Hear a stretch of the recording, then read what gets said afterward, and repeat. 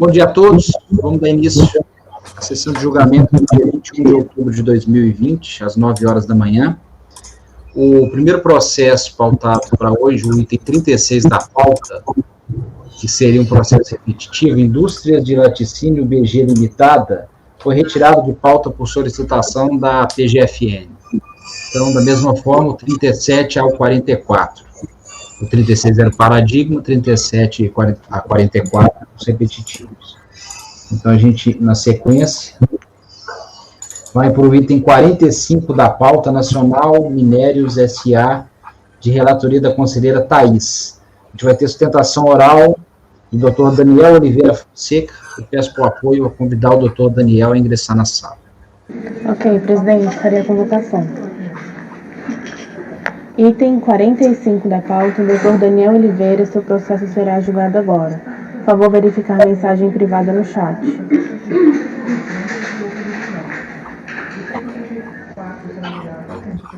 Item 45 da pauta, Dr. Daniel Oliveira, seu processo será julgado agora. Por favor, verificar a mensagem privada no chat. O patrono foi convocado, presidente. Obrigado, Janaína.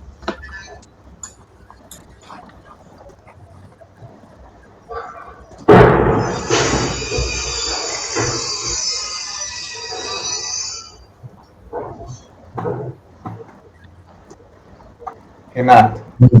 Oi. Tá, eu e você com o microfone aberto, eu acho que eu tô escutando sua obra todinha, viu?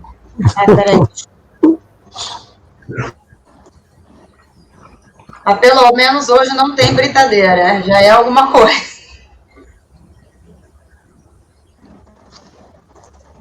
É aquele esmeril aí. Bom dia.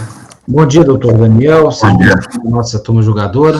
O processo é o item 45 da pauta nacional Minérios S.A., relatoria da conselheira Thaís. Thaís, você tem a palavra, faz a leitura do relatório, depois eu dou a palavra para o doutor Daniel.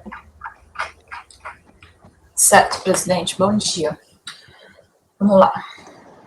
Trata-se de recurso voluntário e deposto em face de decisão proferida pela DRJ de São Paulo, que julgou improcedente a manifestação de conformidade apresentada pela contribuinte. Para iniciar o relato do caso, por bem consolidar os fatos que ensejaram a autuação fiscal, colaciono o relatório do acórdão recorrido em verbis. Presidente, eu vou pedir licença para o senhor e para o patrono para resumir um pouco o que está aqui, porque, no fim, a discussão que está em pauta aqui é de sumo de piscofins. Tá? Okay. Então, eu vou passar mais pelas partes negritadas que está aí para os colegas verem do relatório, tá? Então, eu vou saltando, porque senão vai ficar muito extenso e contraproducente, tá? Então, vamos lá. O sujeito passivo é uma sociedade anônima fechada que se dedica à extração de minério de ferro. O minério de ferro em bruto, tanto de sua própria extração, da mina de casa, da pedra e da mina do engenho, como adquirido de terceiros, é encaminhado à usina de beneficiamento onde é processado, gerando os seguintes produtos que são comercializados pela Anamisa: Sinterfeed ITM, concentrado Cimal, concentrado ITFG. As atividades de extração e beneficiamento de minério de ferro são desenvolvidas em Congonhas, Itabiro, Ouro Preto, Rio Acima. Daí, sobre a legislação pertinente, eu até grifei aí para vocês, além de negritar. O ponto central da auditoria fiscal foi investigar se os créditos utilizados estavam de acordo com os artigos 3º da Lei 10.637 e 10.833, regulamentados pelas INs 247 e 404. Tá? Seguindo aí, da análise dos direitos creditórios, vocês vão ver que teve toda uma apuração, né, com base na DACOM e etc., de todas as linhas que estão destacadas aí, bens utilizados como insumo, serviços utilizados como insumo, energia elétrica, despesas com aluguéis, despesas com prédios locados, despesas com fretes e crédito presumido, tá? Releva esclarecer que geram direito a créditos apenas os gastos que se enquadrem como insumos ou que seja expressamente previsto na legislação referida acima. O resultado deste trabalho procurou seguir a mesma sistemática utilizada pelo contribuinte, agregando as glosas de crédito efetuadas pela fiscalização nas seguintes planilhas. Daí estão aí as planilhas de acordo com o que eu acabei de falar, né, que é lá serviço, despesa com aluguel, despesa com frete, imobilizado.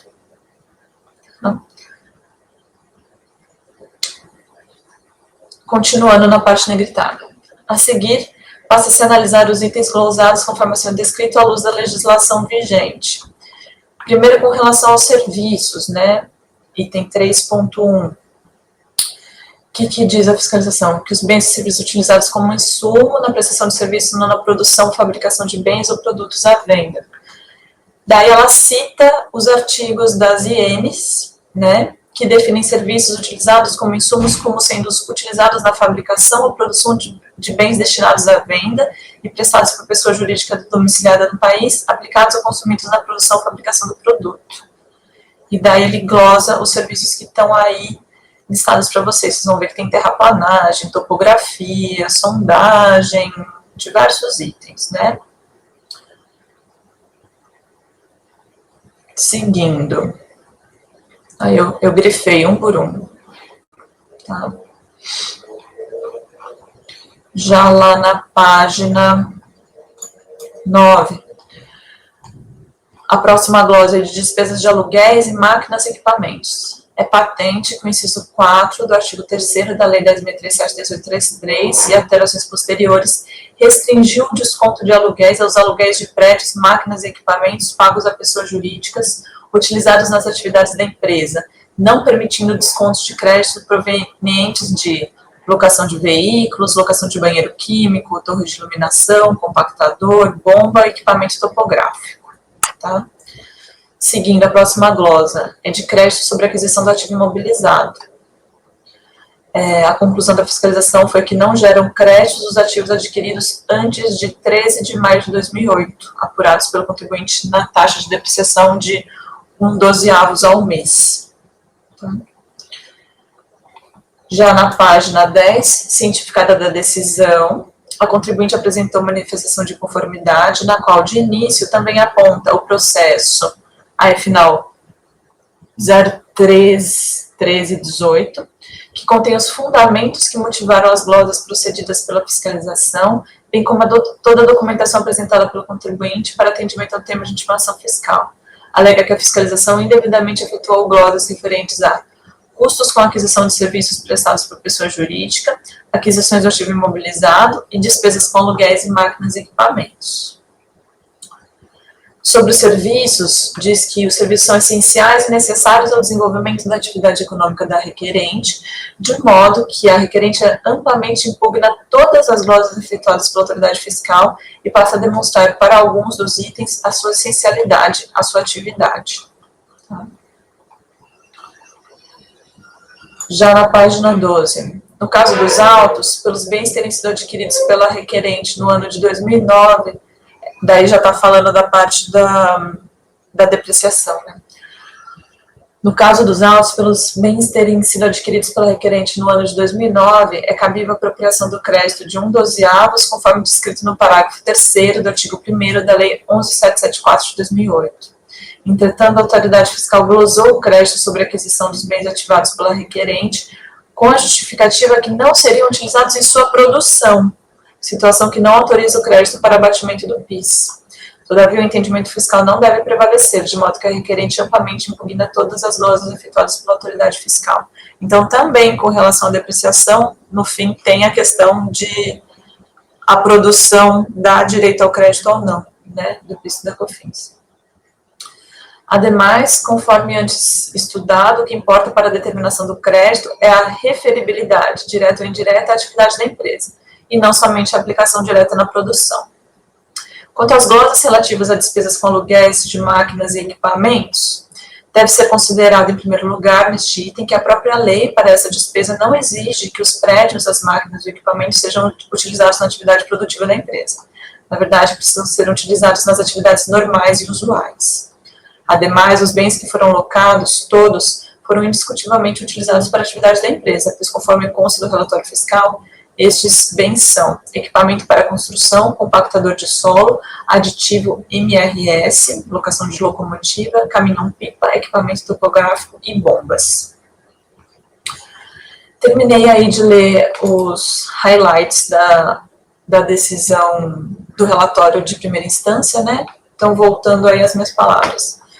Sobreveio, então, o acórdão 16.84178 da DRJ de São Paulo, negando provimento à manifestação de conformidade, cuja ementa foi lavrada nos seguintes termos. Está aí para vocês, basicamente, falando do conceito de insumo e não cumulatividade, de despesas e aluguéis, e também da questão dos encargos de depreciação.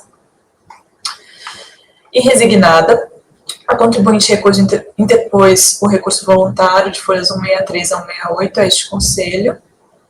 Eu acho que está errado aqui as páginas, porque é maior o recurso. Depois eu vou corrigir. Repisando os argumentos expostos de sua manifestação de conformidade nos seguintes tópicos. 1. Conceito de insumos. 2. Processo produtivo da recorrente, de acordo com o laudo técnico anexo aos autos. 3. Créditos decorrentes da aquisição de serviços. 4. Créditos decorrentes de despesas com aluguéis de máquinas e equipamentos. 5. Créditos decorrentes da aquisição de ativos imobilizados. É o relatório, presidente. Ok, Thaís. Doutor Daniel, são 9h17. O senhor tem 15 minutos para fazer as suas sustentações. Ok, obrigado. Bom dia, primeiramente, senhoras conselheiros. Eu peço licença para compartilhar a tela da apresentação.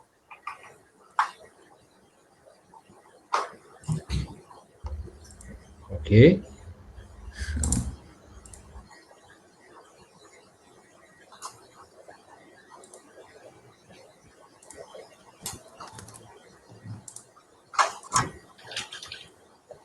Pronto, os senhores estão vendo?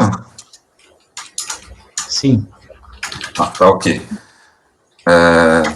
Bom, o presente processo ele é paradigma de processos que tratam sobre crédito de PIS/COFINS do segundo, terceiro e quarto trimestre de 2009.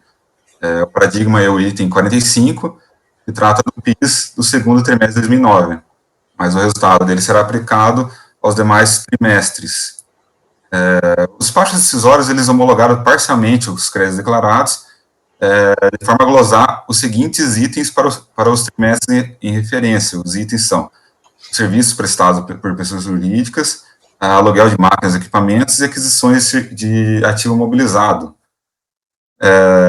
Esses processos eles tiveram origem em um mesmo processo de fiscalização.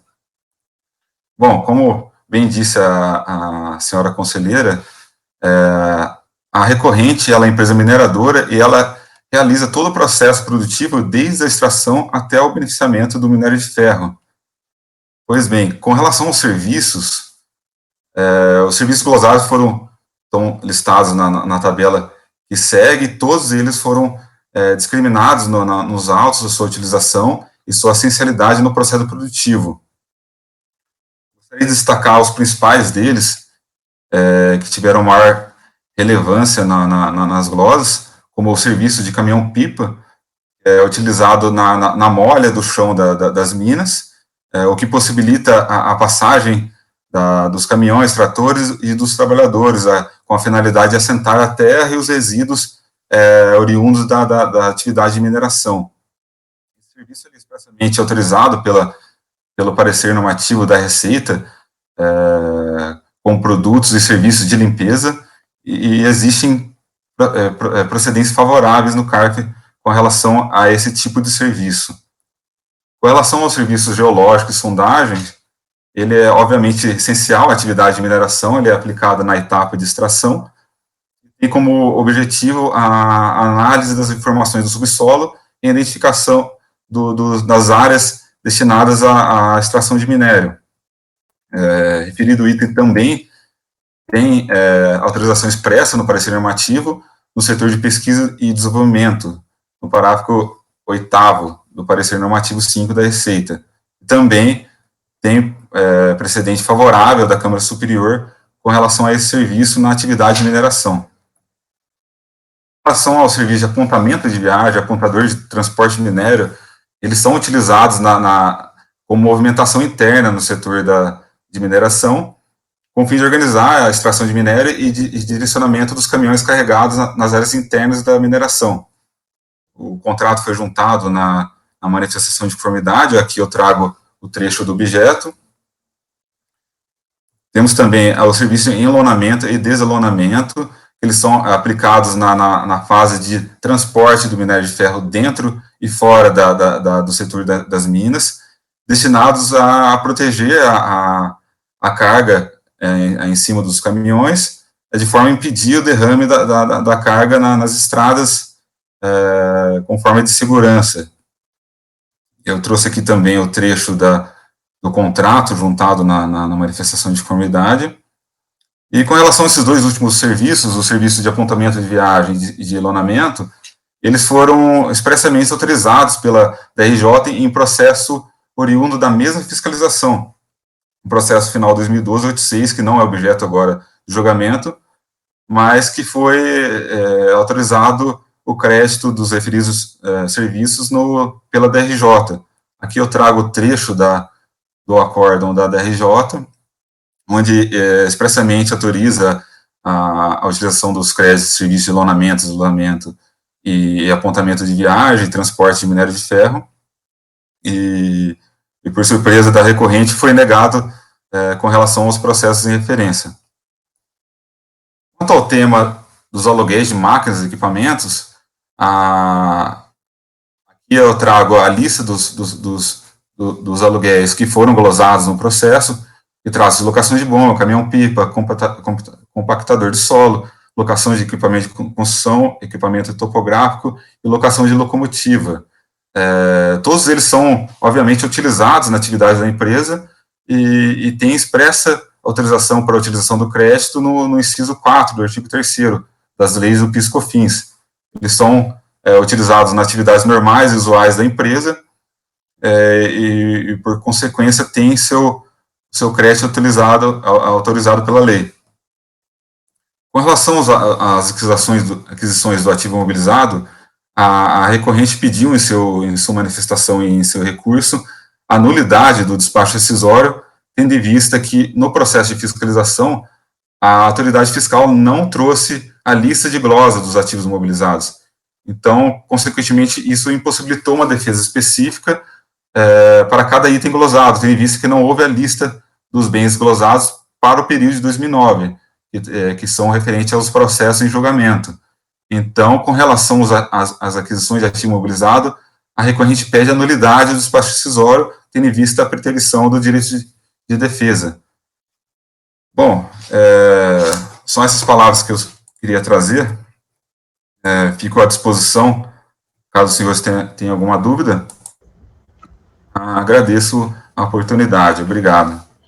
Obrigado, doutor Daniel. Volto a palavra para a relatora.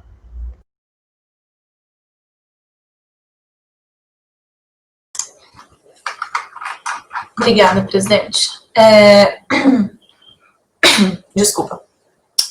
Então, pedir licença para o patrono, porque esse tipo de situação já está amplamente conhecida aqui, não só da turma, como também do CARF, que esses processos sobre insumo de PIS/COFINS, cuja origem é o agora ultrapassado entendimento sobre qual é o critério interpretativo do que é insumo para fins de crédito de PIS e da COFINS, a gente costuma converter em diligência, que é o que eu estou propondo aqui, tá? Por quê? Porque todo o caminhar do processo foi feito com base nas ienes, né, que agora foram declaradas ilegais pelo STJ em repetitivo, como já é aí de conhecimento geral. Então, eu estou propondo uma diligência com base nesse repetitivo e com base nos pareceres normativos, no parecer normativo da Procuradoria a respeito do tema também, da nota técnica 63 de 2018, então dos atos infralegais aí, todos adotando esse novo critério de interpretação, né? De modo que a gente vai conseguir avaliar melhor a questão dos serviços e também do imobilizado, que no fim tem a ver com a produção, né? Talvez a própria autoridade fiscal de origem vai poder adequar a discussão aqui do processo a esse novo entendimento, senão, aqui no CARF isso vai acontecer, tá? Então, presidente, se o senhor me permite, eu já vou para as considerações finais da proposta de diligência, porque as páginas antes estão trazendo todo esse histórico. Estou no final da página 16, então. Considerando que as análises efetuadas até o presente momento nesse processo não consideram citados critérios de essencialidade e relevância dos itens no processo produtivo da recorrente, entendo que a situação fática deve ser aclarada pela unidade de origem, considerando a nova interpretação determinada pelo STJ acerca do conceito de insumo para fins de creditamento da contribuição ao PIS e da COFINS. Por tudo quanto exposto, no intuito de analisar a validade dos atos administrativos e das informações indicadas pela recorrente, entendo, com base no artigo 18, parágrafo 3º do Decreto 7235, necessária a conversão do julgamento em diligência, para esclarecimento da controvérsia atinente aos créditos da contribuição ao PIS e da COFINS no seguinte sentido. 1. Seja intimada a recorrente para detalhar suas atividades e indicar de forma minuciosa qual a interferência de cada um dos bens e serviços que pretende aferir créditos para a apuração do PIS e da COFINS não cumulativos, nos termos do RESP 1.221.170, Paraná. Eu até adicionei aqui agora, enquanto a gente estava ouvindo o patrono, a seguinte frase, tá, pessoal, que não está aí na minuta de vocês, que é só uma complementação, no seguinte sentido. Neste item, a recorrente deverá seguir a mesma ordem de glosas posta no relatório fiscal acostado ao despacho decisório, justificando porque considera que cada um dos bens ou serviços são essenciais ou relevantes ao processo produtivo, em conformidade com os critérios delimitados no voto da ministra Regina Helena Costa. Então, é só para seguir a ordem, para ficar mais fácil de julgar, tá? Só isso que eu coloquei a mais. Item 2, eu já coloco aí a versão final para vocês verem, tá?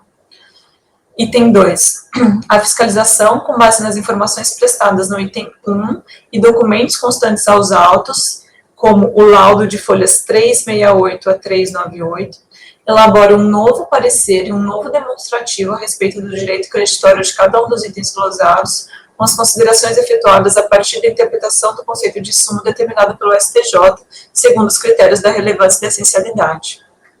Antes do retorno do processo a este CARF, a recorrente deve ser intimada para, se for do seu interesse, se manifestar no prazo de 30 dias quanto aos documentos e informações apresentados. É a resolução, presidente. Ok, Thaís, está claro. Alguém gostaria de fazer alguma observação, tirar alguma dúvida?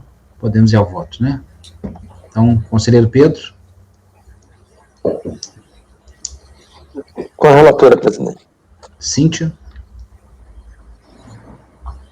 Com a relatora. Ok, Renan. Com a relatora. Renata. Com a relatora. Lara. Acompanha a relatora, presidente. Sabrina. Com a relatora. Eu também acompanho a relatora, então resolve os membros do colegiado, por unanimidade de votos, converter o julgamento em diligência nos termos do voto da relatora. Fez tentação oral, patrão do contribuinte, o doutor Daniel Oliveira Fonseca, OAB São Paulo 343267. Esse resultado aplica-se para os demais repetitivos que seguem esse paradigma. Obrigado, doutor Daniel. Até a próxima oportunidade. Eu que agradeço. Boa tarde, bom dia e bom trabalho a todos.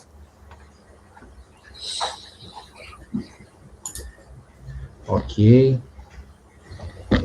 Só para deixar uma coisa clara, normalmente a gente converte o julgamento, vocês preferem do recurso voluntário em diligência ou só converte o julgamento em diligência, já que a gente está tratando do recurso? Eu falo porque na anotação passada houve essa divergência, não sei, alguém colocou para eu complementar.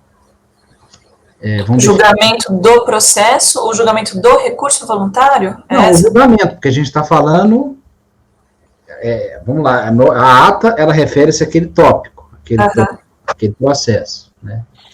Aí eu coloco, nós estamos tratando o quê? Do julgamento, é óbvio. Eu preciso de repetir que é o julgamento do recurso voluntário, por isso que eu coloco, converte-se o julgamento em diligência. É julgamento de algo, né? Eu acho, do processo, pelo menos, não precisa ser do recurso voluntário. Precisa ter o julgamento do processo. Eu acho que fica mais... do recurso, então, né? Na pesquisa de forma, a gente encontra, assim, das duas formas. Eu sei, então, exatamente. Eu sei que tem as duas formas para a gente padronizar, para não ter divergência. Para mim, a gente está julgando. É claro que está julgando o recurso voluntário, mas eu acho que é mais jargão falar que é do processo, né? Para mim é diferente, presidente, o que você achar mais adequado. Também é diferente, completamente. Para mim é o julgamento em diligência, que eu só estou julgando, é aquele momento, isso aqui, o julgamento em diligência. Mas beleza. Se alguém tiver alguma posição mais firme, me fale antes da gente terminar, para a gente padronizar, para não ficar cada caso um caso. Beleza? Ok, então, seguindo agora, a próxima preferência são os itens 76 e 77 da pauta central de negócios, é de minha relatoria, e nós temos uma sustentação oral. Deixa eu abrir aqui. 76, Central de Negócios e Cobranças Limitada. São os dois processos, eles são idênticos. Eu peço para a Janaíne convidar o doutor Schubert de Farias Machado a ingressar na sala, Janaíne, por gentileza. Ok, presidente, irei convocá-lo. Itens 76 e 77 da pauta, seu processo será julgado agora. Por favor, verificar a mensagem privada no chat. Itens 76 e 77 da pauta, seu processo será julgado agora. Por favor, verificar a mensagem privada no chat. O patrono foi convocado, presidente. Obrigado.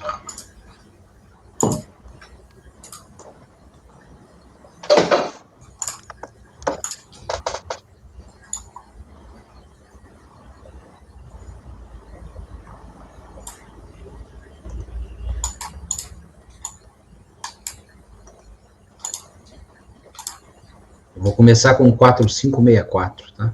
Que é o PIS. O outro é igualzinho.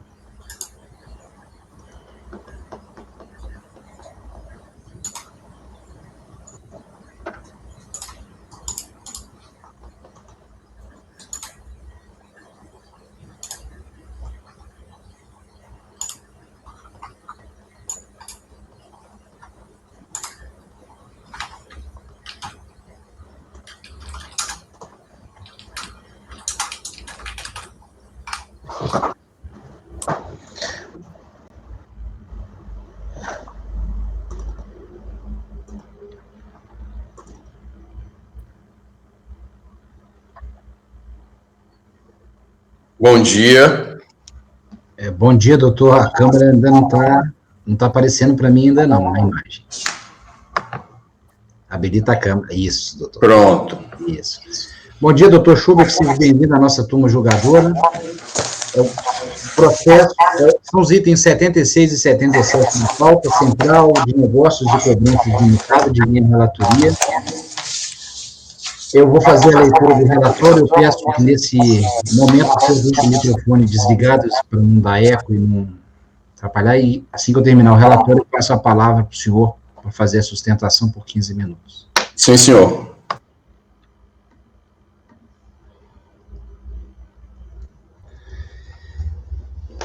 Trata-se de auto de infração lavrado relativo à alegada insuficiência de recolhimento de contribuição para o PIS para o período de apuração dezembro de 2005, decorrente da não inclusão na base de cálculo do valor de R$ 1.250.000, concernente ao total de receitas não operacionais auferidas naquele período. Segundo a alegação fiscal, trata-se de receita não operacional oferida pela recorrente em dezembro de 2005, relativa à alienação de exclusividade comercial e outras avanças no valor de R$ 1 milhão, bem como de transferência de direitos sobre a marca Chegue e Pague, no valor de R$ 250.000, conforme revelam os dois contratos particulares firmados com a empresa Lemon Tecnologia e Arrecadação Limitada. Cientificada, a autuada apresentou impugnação na qual alega: 1. No auto de infração impugnada, exige-se o pagamento de PIS em virtude da alegada receita supostamente recebida em virtude de dois contratos celebrados com a Lemon no valor de R$ 1.250.000.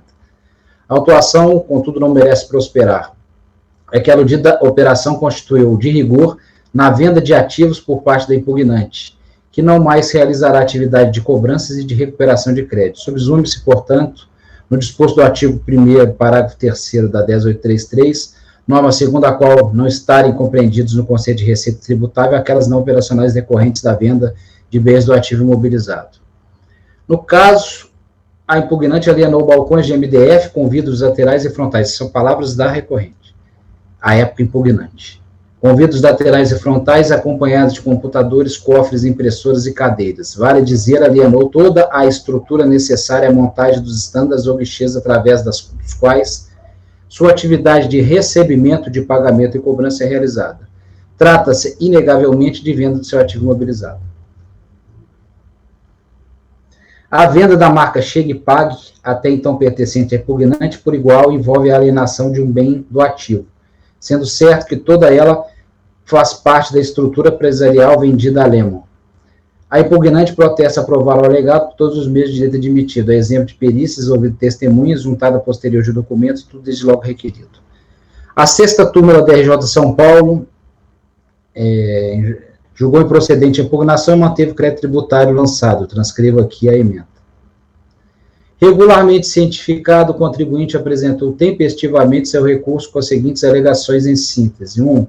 Que seria artificial a distinção relativa à alienação efetuada, que seria de toda a empresa, e não apenas da marca, mas de equipamentos e imóveis destinados à execução das atividades, além da obrigação de não voltar a exercer as atividades no prazo de 5 anos.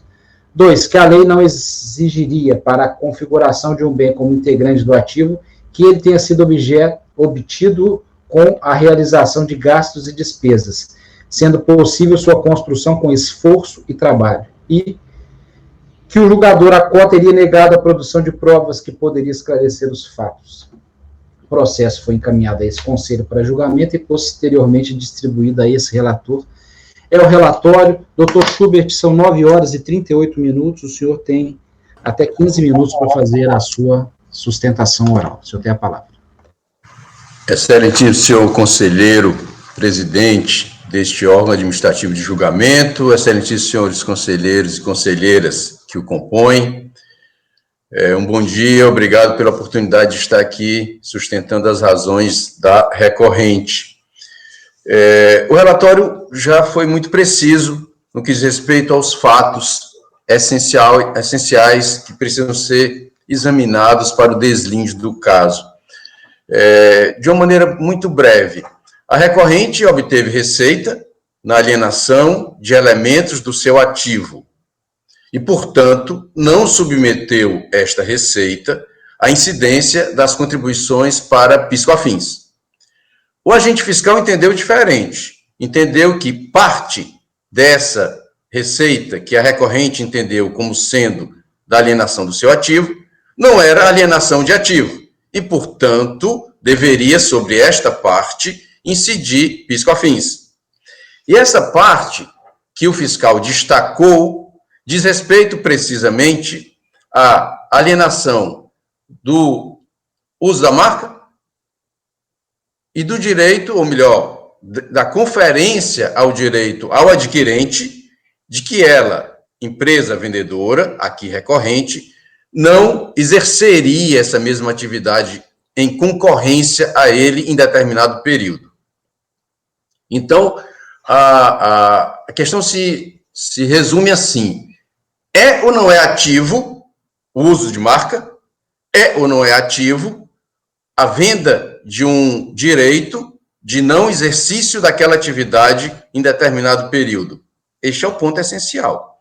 O julgador de primeiro grau negou o pleito da recorrente, negou a impugnação, considerou a ação fiscal procedente, sob o argumento singelo de que ela, recorrente, não teria contabilizado no seu ativo, no seu balanço, nos seus registros contábeis, não teria feito o registro dessas rubricas, desse elemento valorativo da marca e desse elemento valorativo do direito de não exploração da atividade.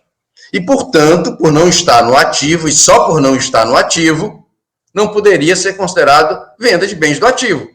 E, portanto, legítima seria a exigência do piscofins.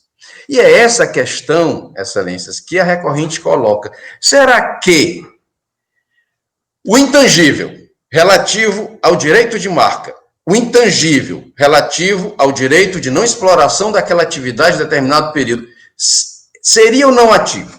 Estaria ou não dentro do entendimento mais amplo do que nós podemos chamar de fundo de comércio?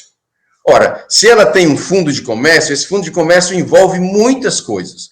Envolve a clientela, envolve a localização do ponto comercial, envolve as instalações físicas que foram vendidas, e aqui abre-se um parêntese. Os elementos físicos, o fiscal admitiu. Esses elementos físicos, a recorrente manifesta, e o digno relator até diz que era informação da recorrente sobre eles não está sendo cobrado PIS/COFINS. A recorrente juntou a essa informação apenas para dizer o que foi vendido foi o pacote completo, a empresa inteira foi vendida. Apenas ela destacou em contratos diferentes para cada parte desse ativo, para, inclusive, discriminar e negociar melhor o valor de cada uma dessas partes. Então, quando ela diz que vendeu os balcões, Presidente, os desculpa, equipamentos... patrono, desculpa, o Pedro Bispo não está mais na sala, acho que ele caiu. Sim, patrono, eu peço para aguardar um instante. Sim. Pronto, está voltando. Bom, podemos recomeçar então. Só mais deixa o Pedro... Agora sim, doutor, pode seguir. Ponto. Então, assim, é só a explicação porque havia a referência aos elementos físicos, aos balcões, aos equipamentos e tal. Esses elementos foram referidos apenas para dar o contorno de que toda a empresa foi vendida. Então, assim, não há razão alguma para se negar que esses elementos intangíveis, o direito de uso da marca e o direito de não exploração, ou a obrigação de não exploração daquela atividade em determinado período, não estabelecendo concorrência, também são fundo de comércio. E, por serem fundos de comércio, também são ativo. São elementos essenciais ao funcionamento da empresa. E que ela não está aí para colocar no seu circulante. Ela não está vendendo isso. Não faz parte da sua atividade. Ela não vende a marca. Ela não vende o direito de não exploração da atividade. Ela não vende essas coisas. Então, é do seu ativo mesmo. É essencial para o seu funcionamento. Bom, aí resta aquele ponto. E por não estar no balanço, seria ou não razão suficiente para negar essa condição de ativo? Ora, ativo e a lei só faz dizer que venda de ativo não tem PIS/COFINS. Então, a lei não diz venda de ativo que não esteja no balanço não tem PIS/COFINS. Ela diz venda de ativo não tem PIS/COFINS. Então, é um elemento essencial. A questão, a contabilidade ela é definitiva para se estabelecer uma hipótese de incidência tributária. A contabilidade, por si só, cria uma relação tributária, ou a contabilidade se limita a expressar a realidade. A contabilidade tem que fazer registros do que realmente ocorre, do que realmente acontece. A contabilidade apenas coloca numa forma de verificação numérica aquilo que acontece na vida de uma empresa. Ela não cria nada. Não é porque eu estou colocando numa determinada rubrica contábil, numa determinada parte do meu balanço, que aquilo vai ter mais ou menos efeito tributário. O efeito tributário decorre da realidade econômica do funcionamento da empresa. Contabilidade se limita a refletir essa realidade econômica. E tanto é assim, excelências, que aqui a recorrente pede vênia para referir uma decisão proferida em agosto de 2018, pela terceira Câmara, segunda turma ordinária, que diz respeito à tributação do ganho de capital. E, no caso concreto, se fala de imóveis. E a recorrente, nesse caso concreto aqui, ela discutia a questão de estar no seu balanço como ativo fixo um determinado imóvel e, portanto, merecer o tratamento contábil na apuração do ganho de capital como tal.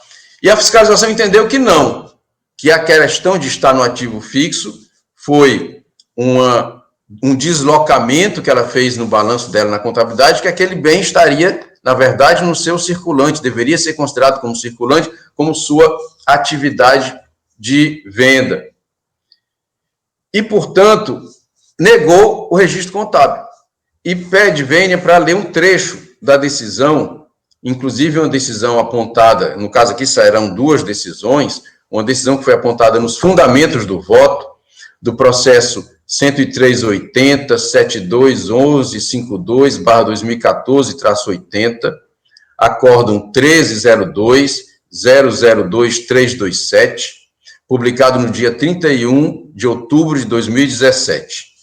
Nesta decisão está dito: para efeitos tributários, a receita proveniente da venda de imóveis que não foram construídos ou adquiridos com tal finalidade, mas diversamente para serem usados como meio de obtenção de renda ou para o desempenho de atividade econômica prevista no objeto social da empresa, sujeita-se à apuração do ganho de capital, independentemente de atividade imobiliária também integrar aquele objeto, e da reclassificação contábil, efetivada no ano calendário precedente ao da venda, pela transferência dos bens do ativo permanente para o ativo circulante, como se mercadorias fossem. Então, a fiscalização negou valor ao registro contábil como ativo circulante, quando ela entendeu que era ativo permanente, e entendeu que o contribuinte não poderia fazer esse deslocamento do registro contábil e depois dar um tratamento fiscal a partir desse registro.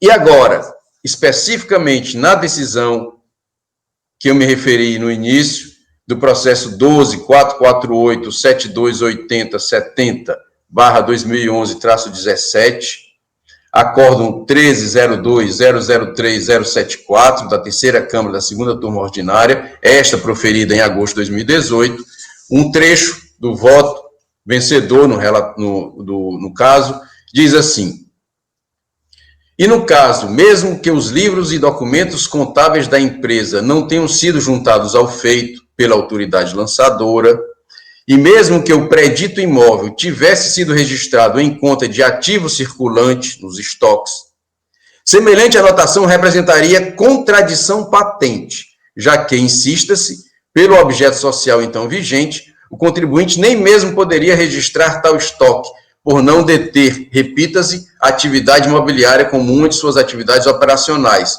como, aliás, asseverou o relator, aí transcreve um trecho do relator da decisão da delegacia, da decisão de primeiro grau. A venda do imóvel que gerou a autuação, objeto do presente processo, ocorreu em fevereiro do ano calendário de 2008, ou seja, antes da alteração contratual citada e quando a interessada não tinha em seu contrato social a previsão de atividade imobiliária. Logo, correto foi considerar o lucro da venda do imóvel como ganho de capital e não como receita da atividade da empresa, não obstante estar contabilizada assim. Então, o fisco se detém, na maioria das vezes, ao que ele chama de realidade econômica, desprezando as formalidades que contradizem essa realidade econômica. Agora, no caso, está preso a formalidade que contradiz a realidade econômica. Formalidade qual seria? Não está registrado como ativo fixo. Ora, não estava registrada, aquele intangível não estava registrado, mas a realidade econômica é ativo. E sendo ativo, não pode sofrer a incidência do PIS/COFINS. Excelências, em resumo, essas são as razões de recurso.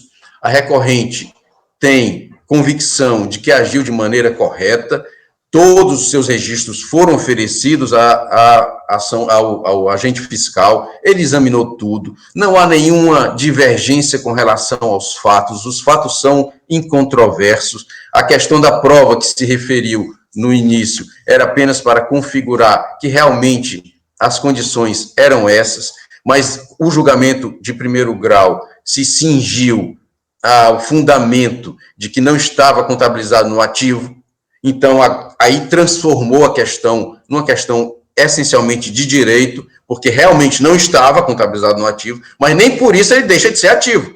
E por ser ativo, precisa ser tratado do ponto de vista tributário como ativo. E sendo assim, sobre essa venda não incide PIS/COFINS, até porque ela nunca teve atividade de venda de marca e nunca teve atividade de venda de tempo de não concorrência. Isso, obviamente, é integrante do seu fundo de comércio, que foi inteiramente vendido para o adquirente. Então, excelências, aqui encerra as suas razões de recurso, se reservando no direito de prestar algum esclarecimento de fato que ainda seja necessário, e aguarda a decisão da Câmara. Muito obrigado. Obrigado, doutor Schubert. Vou passar a leitura do voto. O recurso voluntário é tempestivo e atende aos demais requisitos de admissibilidade, devendo ser conhecido. A questão devolvida às colegiados, se isso é incidência do PIS sobre receitas auferidas decorrentes de contrato de exclusividade comercial e outras avanças e de transferência de direitos sobre marca, firmado com a empresa Lemon Tecnologia e Arrecadação. Conforme documentos juntados aos autos, foram 3 contratos assinados pela autuada com a Lemon. O primeiro contrato, com prazo de 5 anos, refere-se à exclusividade comercial e não concorrência nas atividades em contrapartida do pagamento de R$1 milhão. Transcrevo aqui o contrato, só vou ler o objeto lá. 1. Não exercer exclusivamente no estado do Ceará qualquer atividade, incluindo, mas não se limitando a de correspondente bancário, nos pontos indicados no anexo 1 desse contrato. E 2. Não exercer a atividade de arrecadação de contas em geral, bloqueios bancários, recarga de celular, encaminhamento de proposta de abertura de conta de corrente, conta e poupança, movimentação de conta corrente de poupança, definidos nos termos tais. 3. Não utilizar a marca para a prática de qualquer atividade, incluindo, mas não se limitando a correspondente bancário em todo o território nacional, exceto no estado da Bahia. Então, aqui seria uma obrigação de não fazer, né? Vamos para o segundo. O segundo contrato, no valor de 250 mil, tem o seguinte objeto e contraprestação. Transcrevendo o contrato aqui. Por esse contrato, na melhor forma de direito, a cedente desde logo cede, transfere a cessionária, como de fato cedido e transferido tem a titularidade da marca, bem como todos os direitos inerentes ao seu depósito e ao registro, incluindo o próprio direito sobre a marca e seu respectivo uso, tanto no território nacional como em qualquer outro território. E, como contrapartida, 250 mil. Foi firmado ainda um terceiro contrato no valor de 750 mil, que aí sim é a venda de balcões, MDF, tudo mais, computador, mesa e outras questões. Para concluirmos pela inclusão ou não das receitas auferidas nas bases de cálculo das contribuições, temos que interpretar o disposto na 10833 com a redação vigente à época dos fatos. Gente, é importante a redação da época, tá? Aqui nós estamos falando de fatos de dezembro de 2005. Então, é a redação da 10833 antes da 12973 de 2014, e mesmo antes da alteração que foi processada. Não, a 10833 foi só em 2014, mas a gente tem a lei das SAs que teve uma alteração em 2007. Mas então, vamos ter os fatos que é 2005. Então, a redação da 10833, artigo 1º, a contribuição para o financiamento da Seguridade Social, COFINS, coincidência não cumulativa, tem como fato gerador o faturamento mensal, assim entendido, o total das receitas, independentemente da denominação ou classificação contábil. Parágrafo 3º, não integra a base de cálculo a que se refere esse artigo as receitas. 2. Não operacionais decorrentes da venda do ativo permanente. E o artigo 5º fala que aplica-se para o PIS a mesma situação. Expressamente, o legislador excluiu da base de cálculo das contribuições as receitas não operacionais decorrentes da venda do ativo permanente. Assim, podemos afirmar que a inclusão ou não na base de cálculo decorre do regime jurídico das receitas auferidas, que, por sua vez, é decorrente da classificação contábil do bem ou direito alienado. A Lei 6.404/76, a Lei das SAs, para a gente não ficar apenas no enfoque contábil, interpretar também dentro do conceito jurídico disso. Então, essa lei é a lei das SAs, o conceito societário, melhor dizendo, com redação vigente à época dos fatos, que também é importante, assim determinou a classificação das contas representantes dos ativos. Então, 178, no balanço as contas serão classificadas, serão elemento do patrimônio. No parágrafo 1º, no ativo as contas serão dispostas em ordem decrescente, os seguintes grupos: A, ativo circulante; B, ativo realizado a longo prazo; C, ativo permanente; dividido em investimento, ativo imobilizado e ativo diferido. Voltando aqui. Portanto, nos termos da redação vigente à época do artigo 178, o ativo permanente era dividido em investimento, imobilizado e diferido. Conforme destacado no acordo recorrido, os bens intangíveis, como, na verdade, vou colocar aqui, vou colocar aqui como seria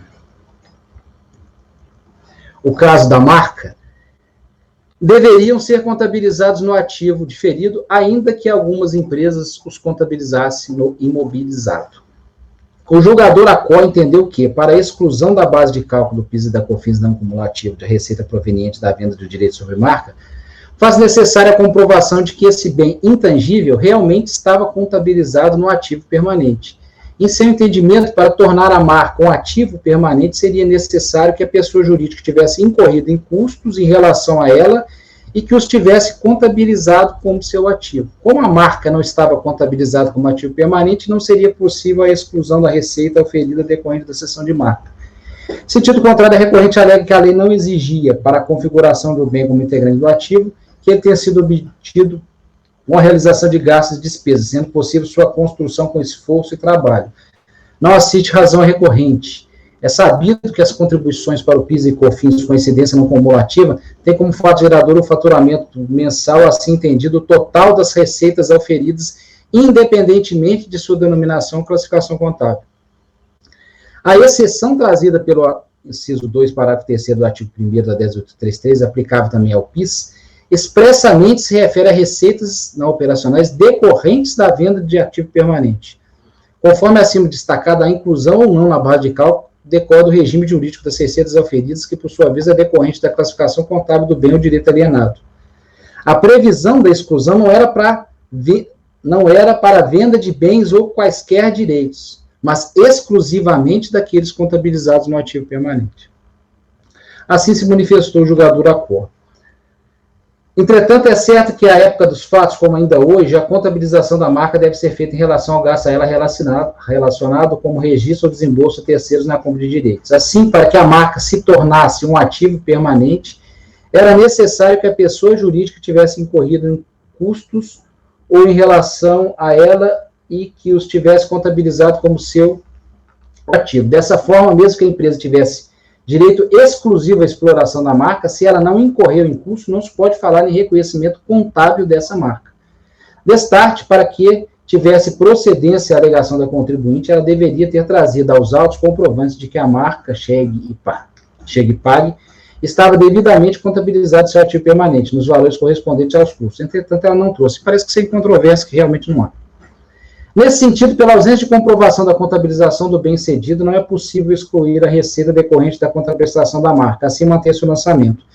Minha posição é essa, interpretação literal, está lá, não são todas as receitas não operacionais que se excluem, e sim as receitas do ativo permanente. E se eu falo do ativo permanente, eu estou tratando de um conceito contábil, que é a contabilização, e mesmo de um conceito societário. E o conceito societário fala da contabilização disso em algum lugar. Então, eu não posso, uma coisa que não existe no patrimônio da empresa, no registro, eu dar o tratamento de como se registrado fosse. Especialmente porque a regra geral da 10833 e da 10637 é que incide PIS e COFINS sobre todas as receitas auferidas, né? Exceto a exclusão expressa que consta na norma. A recorrente alega que seria artificial a distinção relativa à alienação, efetuada e que seria de toda a empresa, e não apenas da marca, mas de equipamentos imóveis destinados à execução das atividades, além da obrigação de não voltar a exercer no prazo de 5 anos. O próprio patrono disse que isso era um argumento subsidiário, né? Mais uma vez, não assiste razão à recorrente. Conforme acima reproduzido, foram firmados 3 contratos, né? Não houve lançamento relativo ao terceiro contrato, que é a venda lá de 750 mil dos móveis, equipamentos e tudo mais. O próprio patrono já, na sua sustentação, colocou que isso efetivamente não foi tributado. E esse é o ponto que eu chego aqui. Esse terceiro contrato, que seria o fundo mesmo, né, os bens móveis, aquilo que estava contabilizado, isso não foi objeto de lançamento. Né? Assim se manifestou o julgador quanto ao primeiro contrato. Por outro lado, com relação ao primeiro contrato, não há dúvida de que não se trata de bens do ativo permanente. Com efeito, o objeto desse contrato é a obrigação de não exercer nos pontos que a autuada possuía no estado do Ceará, bem como não exercer as atividades de arrecadação de contas em geral, de boletos bancários, de recarga de celular, de encaminhamento de proposta para abertura de conta, de movimentação de conta corrente e poupança. Apesar do objeto desse contrato também se referir à não utilização da marca Chega e Pague em todo o território nacional, exceto no estado da Bahia, e somente durante o prazo de 6 meses, não se trata aqui de venda de marca, no primeiro contrato. Aliás, essa exceção ao uso da marca por 6 meses no estado da Bahia estava prevista também no outro contrato. Em suma, o objeto do primeiro contrato é tão somente uma obrigação para limitar a concorrência da autuada e de seus sócios com a empresa Lemon Tecnologia e Arrecadação, após a venda dos bens e da marca, e tem prazo de validade, ou seja, 5 anos. Logo, é evidente que não se trata da venda de nenhum bem do ativo permanente, restando, pois, correto o lançamento de ofício do PIS, devido sobre a receita dele decorrente. Dessa forma, conclui-se que não há previsão legal para a exclusão das bases de cálculo das contribuições para o PIS e COFINS das receitas decorrentes das obrigações assumidas relativas ao contrato de exclusividade comercial e não concorrência. Também, neste caso, deve ser mantido o lançamento. Quanto à produção de prova para esclarecimento, destaque que a recorrente não apresentou qualquer elemento que pudesse confirmar suas alegações, tanto na fase de impugnação quanto recurso. O patrono mesmo falou que a questão realmente é de direito, não é de fato, os fatos também esclarecidos. Então, diante do exposto, voto por negar provimento ao recurso voluntário. Esse é o voto. Estão abertos debates. A questão é tributável isso ainda, a venda da marca não contabilizada, e é tributável contrato firmado pela não exercer atividade de concorrência num prazo de 5 anos? Essas são as marca não tinha nada contabilizado nela, então. Não há contabilização. Isso que foi autuado, que é 1.250.000, 250 que é da marca, não estava contabilizado, e esse 1 milhão, que é uma obrigação de não fazer, né, de não concorrer, também não há nenhuma contabilização disso, nenhuma ativação disso. Né. E nesse sentido, receita, como a gente está falando aqui do regime não cumulativo, são todas as receitas, exceto aquelas exclusões que a própria norma trata. E não há essa previsão dessa exclusão, logo, entendida da mesma forma que a autoridade fiscal e o julgador de primeira instância, como tributário. Então, essa é a minha posição. Estão abertos aí para os debates.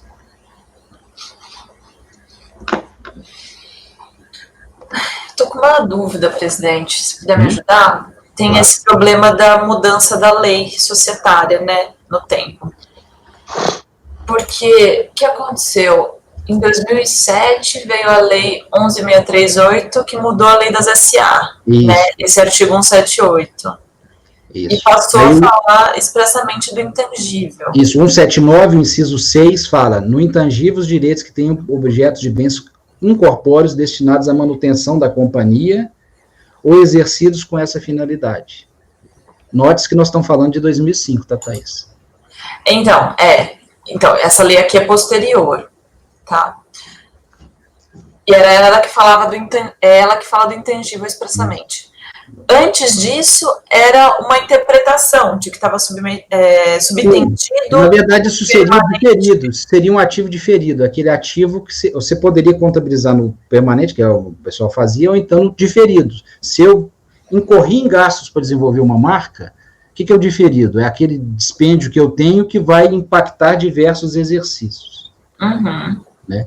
Então, é por isso que era, em tese, se eu estou construindo uma empresa, aí eu gastei publicitário para fazer a marca, a divulgação daquilo e tudo mais. Mas vai para o diferido. Tudo vai para o diferido, que vai impactar, isso aí vai ser amortizado ao longo dos anos, é essa que é a questão. Aí, 2007, já preparando para ter a nacionalização das normas contábeis, né, já os passos que foram dados, aí criou-se essa previsão. Mas nos fatos que a gente está tratando aqui, a gente não tem essa figura ainda. E ainda que tivesse, não foi contabilizado dessa forma. Mas eu não posso exigir que fosse contabilizado dessa forma, porque eu não tinha essa norma específica, né? Então, tá. Então, não se aplicava, o diferido veio depois. Mas, tendo em vista que veio depois essa previsão expressa sobre o diferido fazer parte, o diferido e o intangível, né? Não, o diferido já existia, tá, Thaís? O diferido já existia, né? A redação, como está no meu voto, a redação original era... Só falava do diferido, não falava do intangível, tá certo. Tá certo. Porque, para mim, no caso, é intangível, né? A venda de... a cessão de marca seria pelo intangível. A marca, né? A contabilização da marca. Sim, seria o intangível, mas não tinha essa figura não aí. Tinha. Então era dividido entre investimentos, imobilizado e diferido. Tá. E não há dúvidas que deveria ser contabilizado no ativo diferido. Esse que é o meu... Exceto se ele tivesse comprado a marca. Tá. Né? Que não é o caso. A marca, né? Ele igual ele mesmo fala no recurso, com o seu suor e trabalho, parece que são essas as palavras, né? Mas não houve esse registro disso. E eu estou aqui, né, Thaís, na literalidade mesmo. O patrono, ele colocou que às vezes a Receita faz essa interpretação de outra forma, mas aqui é para exclusão de crédito, é para eu excluir, eu tenho uma regra geral, e para eu fazer a distinção do que não entra nessa regra geral, a interpretação ela não pode ser por analogia e por tudo mais na minha interpretação. Então, porque o que eu estava pensando, presidente, é que, na verdade, assim, talvez outro passo, né? Eu entendi a sua interpretação, mas porque assim, era muito repetido aqui nessa turma, tinha um voto do Atulin que eu gostava muito, que ele organizava essa história dos livros e o que os livros fazem, né? Quando a gente está nesse tipo de processo. Se vocês me permitirem, eu vou ler um trechinho desse acórdão, que eu sempre volto nele quando a gente está nesse tipo de caso, para me organizar também, tá? É o acórdão 3402-002-862, que ele diz o seguinte, ele está falando da força probatória dos livros e da contabilidade, tá? Ele diz o seguinte, a presunção de veracidade e legitimidade dos registros contábeis opera em dois sentidos.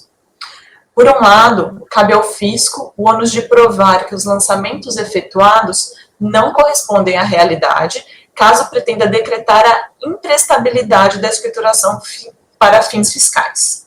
E, de outro lado, cabe ao contribuinte, em caso de inexatidões ou erros eventualmente cometidos, produzir prova do fato. Tá, então na hora que a gente estava lendo aqui, eu fui ver isso daqui. Então tá, então a gente está num caso que seria essa segunda parte disso que eu acabei de ler. O contribuinte mal contabilizou isso, tá? Eu acho que isso é pacífico, né? Ele deveria ter contabilizado como ativo e não o fez. Então tá, então é um erro dele.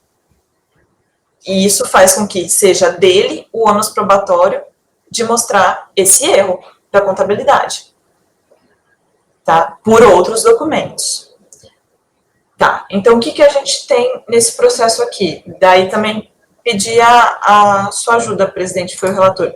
Tem os contratos, é isso, né? O contrato da venda da marca e o contrato de não compete, no final, né? Que muitas vezes está atrelado. Você vende a marca e fala, eu não brigo na sua concorrência, nessa sua área durante um tempo. Ok. Tá. Não são justamente esses contratos o objeto dessa contabilidade, o objeto do erro? Não é esse documento que gerou a contabilização? Eu acho que é justamente ele que faz a prova do erro que o contribuinte está alegando? Eu divirjo. Eu acho que duas questões. Primeiro, que eu acho que não se aplica essa interpretação, acho que a gente tem que ir antes. Acho que a gente tem que ir na hipótese de incidência, no aspecto material mesmo. Isso é receita. Para não ser receita tributável, o que tem que ser?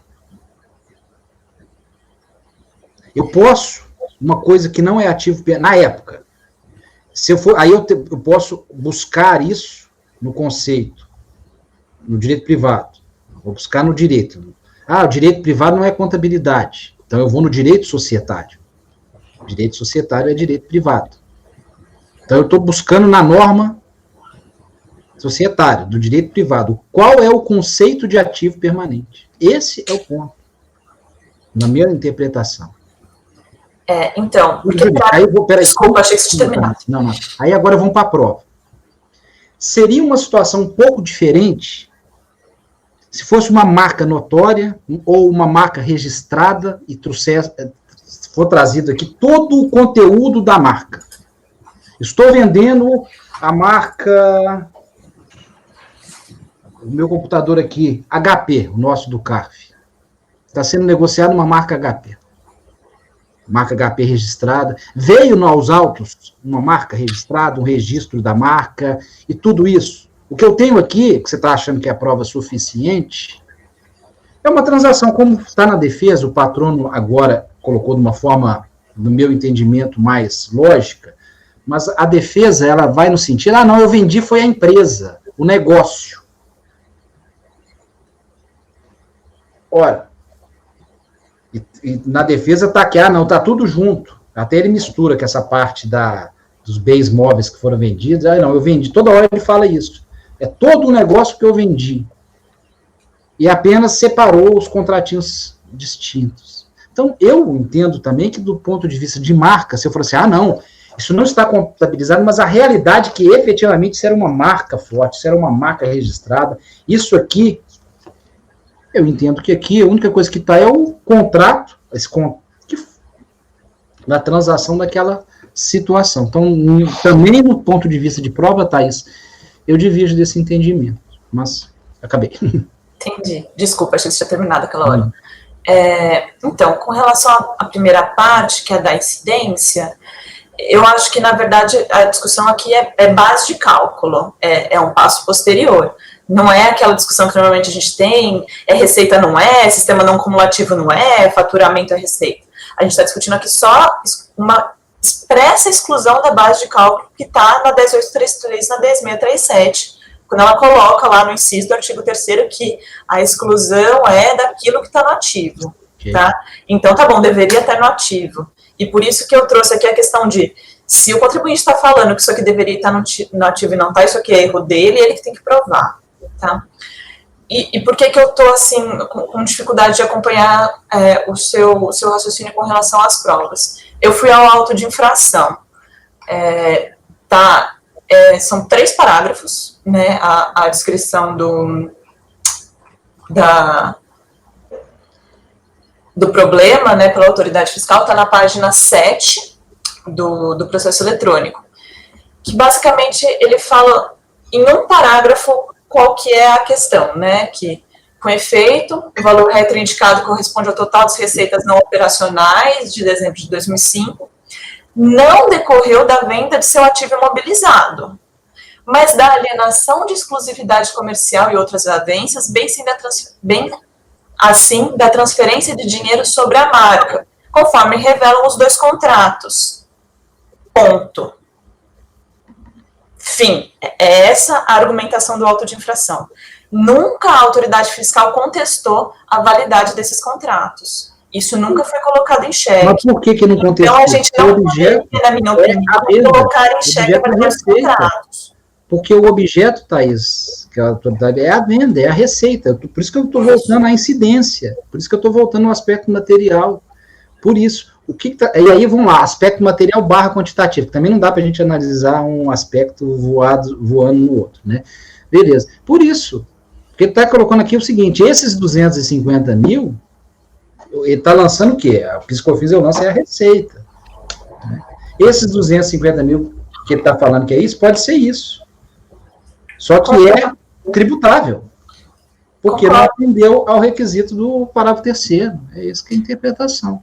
A princípio seria tributável mesmo, porque ele mal contabilizou. Só que esse processo administrativo, esse que é o objeto dele. É o contribuinte falando, eu errei, estão aqui as provas que eu entendo necessárias contra essa autuação fiscal. Na verdade,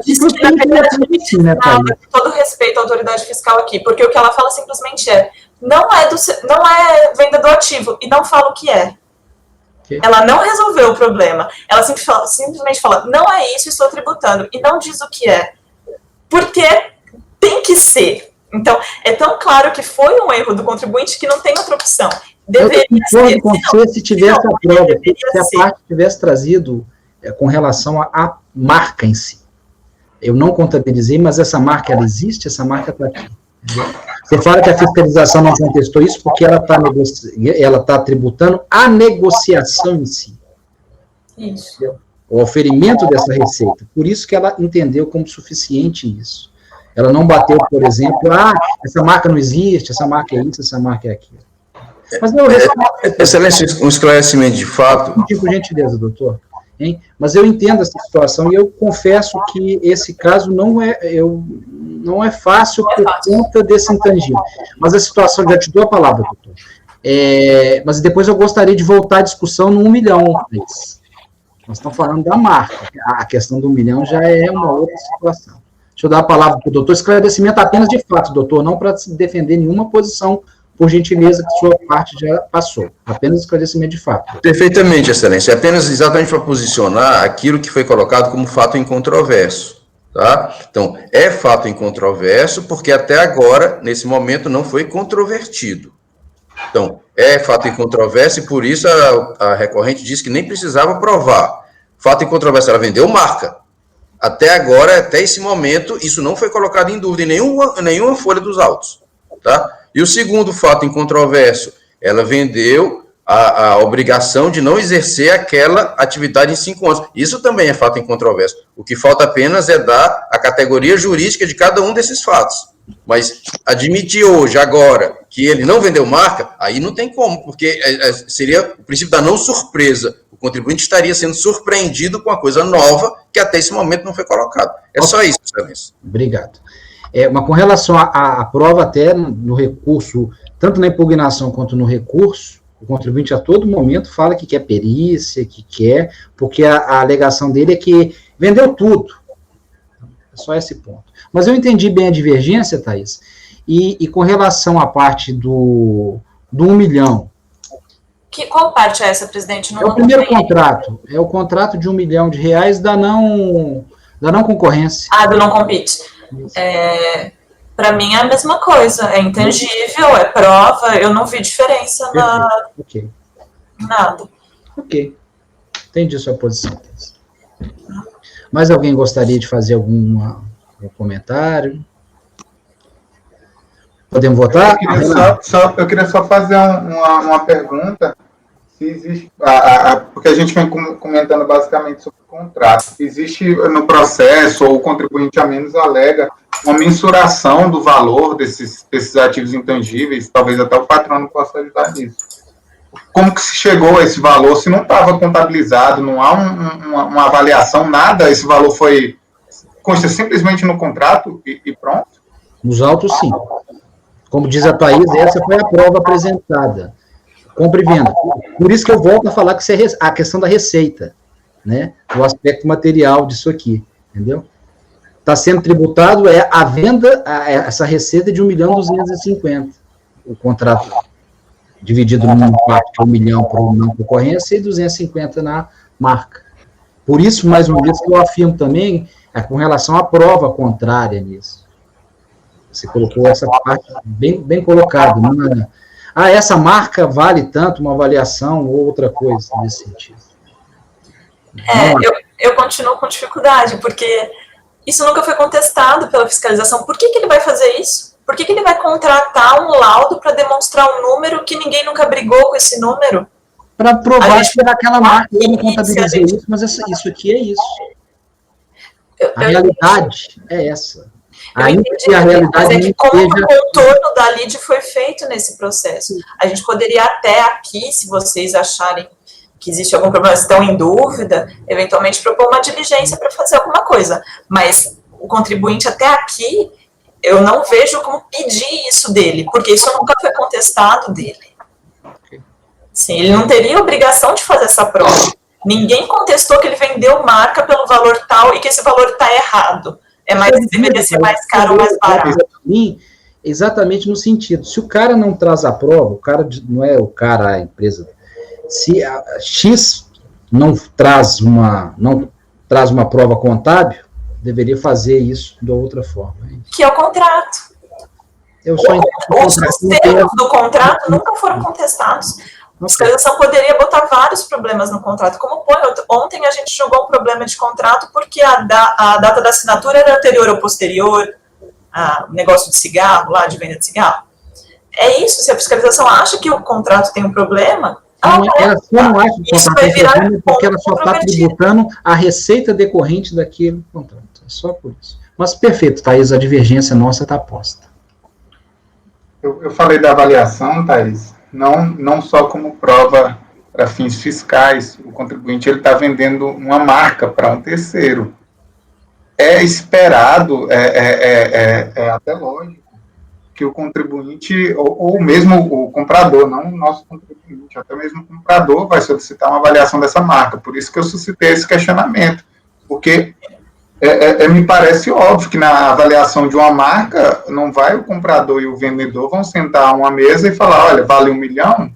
Não, normalmente se pede um laudo, se pede uma avaliação técnica sobre isso. Foi nesse sentido que eu suscitei essa questão, porque até faria prova a favor do contribuinte, caso ele trouxesse esse laudo, se ele ao menos existisse. Foi até por isso que eu perguntei esse questionamento, entendeu?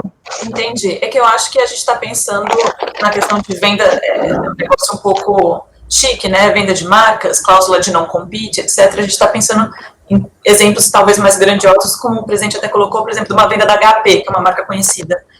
Aqui é uma coisa um pouco mais regional, pelo que eu estou percebendo, é menor.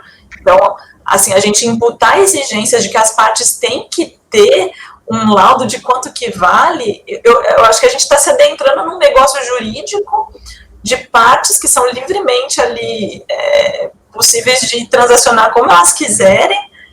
A gente não entende desse mercado, a gente não sabe como é que é, a gente está falando que esse valor não é razoável, sendo que isso nunca foi contestado dele. Thaís, eu não estou conseguindo ver. Se eu seguir essa interpretação, não estou falando que isso que aconteceu, doutor, deixa bem, eu estou exagerando, porque a gente tem que testar os argumentos de ambos os lados. Me possibilita eu vender, eu simular uma operação e para não pagar PIS/COFINS, para falar que aquilo é venda de ativo permanente. Eu concordo, presidente, não pode acontecer isso. E a fiscalização tem que fiscalizar e falar, esse contrato é ruim, esse contrato é bom. Nesse caso, o que ela falou? Isso não é ativo. É por isso que eu estou, nesse caso, eu não estou falando, tipo, de maneira geral, e que daí essa é a tese que tem que prevalecer nesse tipo de situação, tanto que eu não lembro de julgar um caso assim. Estou olhando para esse auto de infração e o que aconteceu aqui. Ok. Mais algum esclarecimento, gente? Para a gente dar sequência? Então vamos para o voto, então. Conselheiro Pedro. Presidente, eu acho que, pelo que foi falado aí, foi discutido, eu acho que restou em controvérsia que esses valores recebidos se constituem, tem natureza jurídica de receita, né? E por representar um ingresso econômico e um acréscimo de riqueza para a empresa também, né? E pela universalidade da tributação da receita no regime não cumulativo, eu entendo que deve ser tributada, e também, pelo que restou comprovado, não há hipótese de exclusão dessa receita da base de cálculo dessas contribuições não cumulativas. Então, eu acompanho o voto do relator. Ok, Pedro. É só um instante aqui, deixa eu pegar aqui. Cíntia? Considerando os fundamentos do voto, que estão bem esclarecidos, suficientes, eu acompanho o relator também. Ok. Renan? Bom, eu confesso que esse caso é bem complexo, e até a controvérsia que surgiu nele expressa bem o que ele representa, né? Porque, de fato, é um pouco complicado a gente, quando a gente olha os contratos, né, como a Thaís vem defendendo, não seriam, como o próprio patrono também defendeu, que não seriam decorrentes da atividade do contribuinte, então não haveria uma incidência de PIS e COFINS. Então tem todo esse lado que, de fato, faz me faz pender um pouco para o lado do recurso voluntário. Porém, eu acho que o ponto que o relator tocou nesse seu voto, da legislação, está me fazendo acompanhá-lo, principalmente pelo meu apego já costumeiro à interpretação literal da norma, especialmente nesses casos de exclusão de tributação. Porque eu lembro que, acho que numa das minhas primeiras participações do CAF, esse foi um conflito interno que eu tive muito claro. À época, nós discutíamos fretes de PIS e COFINS, a possibilidade de desconto de crédito do frete sendo incorporado ao produto adquirido, enfim, que é uma questão bem contábil. Eu lembro que à época até eu levantei, mas o CPC 16, ele traz que o custo de aquisição, que os fretes serão incorporados ao custo de aquisição, então, por decorrência, enfim, fiz toda a explicação contábil e lembro que o colegiado me falou, mas você tem que separar um pouco, a contabilidade, ela está aí para representar os fatos, como eles ocorreram, mas você tem que analisar isso de uma maneira da legislação. Você tem que ver os fatos e a legislação, às vezes você vai ter que separar um pouco da contabilidade. Até a Thaís explicou um pouco isso, seria o voto do Atulino. Ocorre que, nesse caso, é uma previsão literal da norma. A norma, ela trouxe expressamente previsto que seriam excluídos somente as contabilizadas no ativo permanente. Então, acho que por esse motivo, pela interpretação literal, apesar de entender a divergência sobre o caso, eu vou acompanhar o relator. Ok, Renan. Renata? Eu vou acompanhar o relator. Ok, Lara? Eu acompanho também pela literalidade da norma. Aí, Ok. nesse caso, eu voto como Silvio. Ok, Lara. Sabrina? Acompanho o relator. Thaís? Desculpa, estava muda. Eu vou divergir, presidente, nos termos já colocados. Ok, Thaís. Então, acorda os membros do colegiado por maioria de votos e negar provimento ao recurso voluntário. Vencida a conselheira Thaís. Fez sustentação oral o patrono do contribuinte, Dr. Schubert de Farias Machado, OAB Ceará 5213. Obrigado, doutor Schubert. Até a próxima oportunidade. O resultado aplica-se tanto ao item 76 quanto 77, um EPIS ou ECOFINS. Sim, muito obrigado, então, e uma boa sessão para os senhores. Tá, obrigado.